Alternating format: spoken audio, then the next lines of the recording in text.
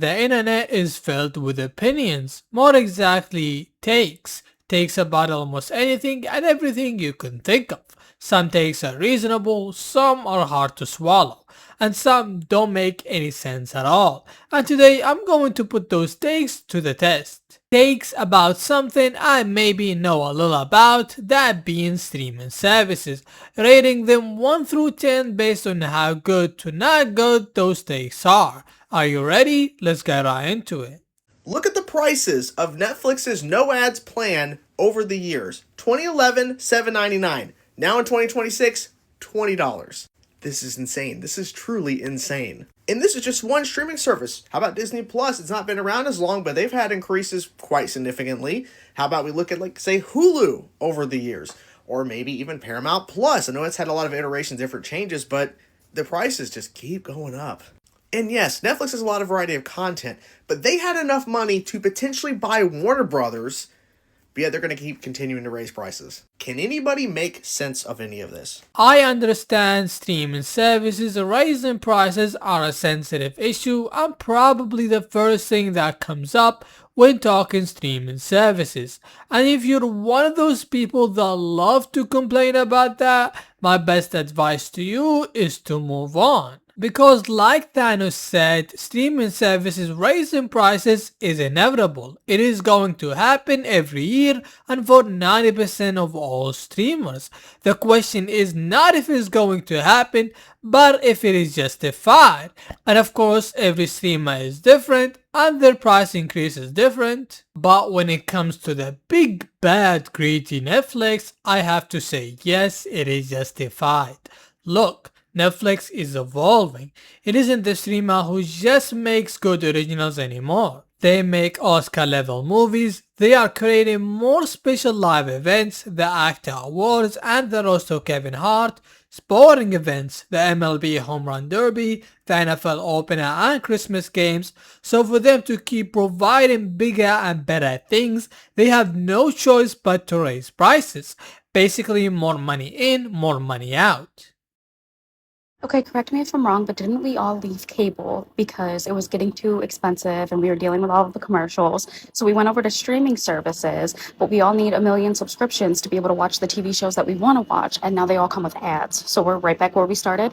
I love this video so much because it puts light on the under-discussed idea of relying on TV packages versus streaming services. And I'm gonna drop something on you, I hope you're ready for it.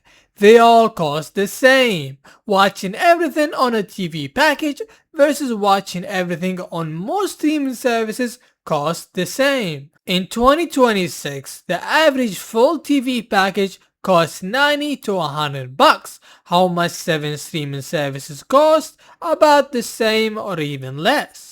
But the idea of watching everything under one roof made people have an expectation of having the same experience with streaming services, which doesn't make sense. One costs $12.99, the other costs $90. So to her question, are we back where we started? Cost-wise, probably. I don't have Netflix, but you can't tell me this is right. Okay, so if you want Netflix, one, you get good quality video for $8.99 a month. And if you want good quality video again with no ads, now it's $19. And if you paid for an expensive TV, you have to pay more? How did this even happen? That is ridiculous. The idea of purchasing a TV and then having to pay more for a subscription just to be able to watch it in the quality that you paid for is almost inherently wrong. What I find ridiculous is you making a video complaining about a streaming service that you don't even use, which is pretty common when it comes to Netflix. When it comes to streaming plans, people usually know they come at different costs and offer different features, but most of the time they rarely know what those features are. The biggest misconception you come across is it's only ads versus no ads. So they'll say, oh, I'll just pay less and suffer through the ads, but it's mostly not that simple. For an example, Peacock's Premium versus Premium Plus. The difference is not just ads versus no ads, but with Premium Plus, you could have offline downloads and access to your NBC channel. With HBO Max, their basic plan versus standard plan, ads versus no ads. But with the standard plan, you could access sports and watch on 4 different devices. With Netflix, although their standard plan and premium plan both offer no ads, but it's not only 4K watchability, but having access through 6 different devices and the ability to download on those 6 devices. Is it overpriced? A little, but if those extra features include 4K and extra devices, then you should definitely pay extra for those features. Pitch me the best streaming service and why. Disney Plus. You think there's a strong case for Disney Plus? Yeah, you always know it's going to be on Disney Plus. It's got Pixar, Star Wars, Marvel, and then the classic Disney movies. So let me tweak the question just slightly. Original content that they have produced. I would almost want Absolutely. to give it to Netflix just for Stranger Things, but No.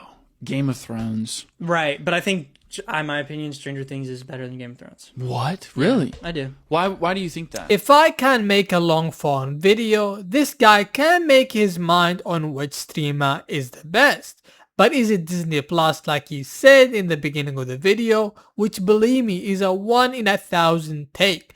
The last time I heard someone say Disney Plus is the best streaming service was never. But let's give this a chance. Have we missed something? Was Disney Plus the great streamer in front of us that we have been ignoring all this time? Okay, let's break it down. Originals. In 2026, Disney Plus's main highlights were Wonder Man, which was cancelled after 1 season, and Daredevil Born Again Season 2, and that's about it. Their originals are few and far in between, and even then they struggle to attract decent viewership. What about their library? Their 2 main attractions are Marvel and Star Wars content. Of course, there's other content subsidiaries, but those are what people subscribe to watch, which is great until you run out of things to watch. And believe it or not, we are in 2026 and Disney Plus is still the only streamer who doesn't provide any sports or live events. Netflix, the exclusive streamer, did, so no excuse there. So it's very far-fetched to crown Disney Plus as the best streaming service. But at the end of the day, everybody has their own preferences, and if those preferences align with what Disney Plus offers, who am I to tell you not to subscribe?